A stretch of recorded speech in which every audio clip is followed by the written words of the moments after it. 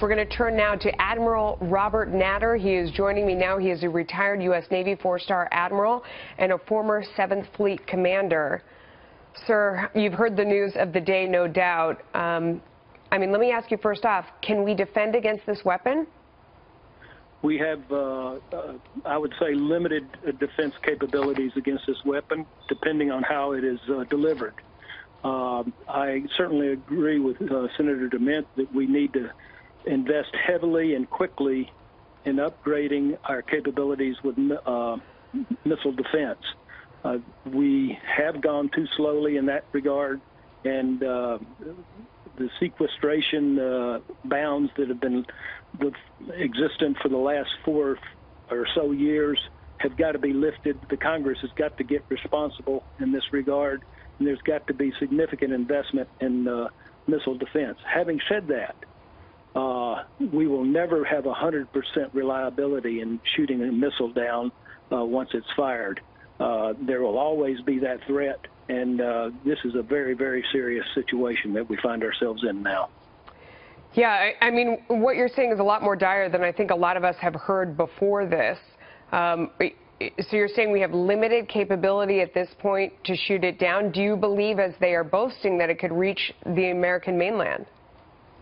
Again, it depends on the delivery. If it's fired from North Korea and is an intercontinental ballistic missile, we have some good capability.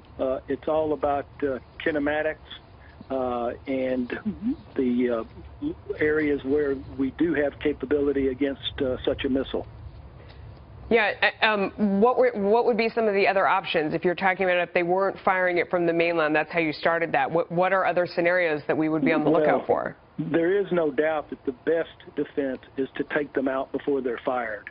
That is by far the most reliable defense that we can have for our country. Having said that, I do believe that we've got to continue to work harder with China, get China involved, as Senator DeMint said, and try and bring the North Korean regime down to either sanity or to get them out of there. How do you do that? How do you take out those weapons before they're fired? Well, you've got to fire them before they fired themselves. We have intelligence on the location of many of them.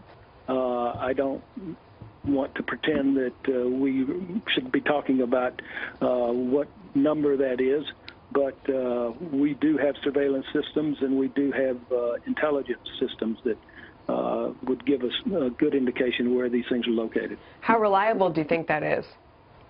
Well, it's not 100% by any stretch, but if you can shoot these or destroy these missiles before they're fired, you have a much better chance of then taking on any that you miss. Yeah.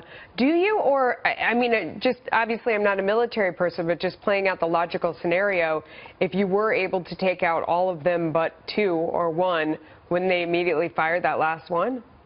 Oh, I think they would, but we would certainly be prepared to intercept them.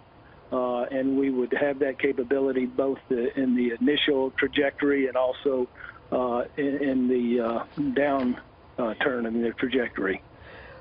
And what do you think is, I mean, other possibilities that people have raised is, trying to topple the regime, whether that means squeezing them or, financially, or is there a military option to toppling the regime? Is that harder, easier, more dangerous than the other options we've talked about?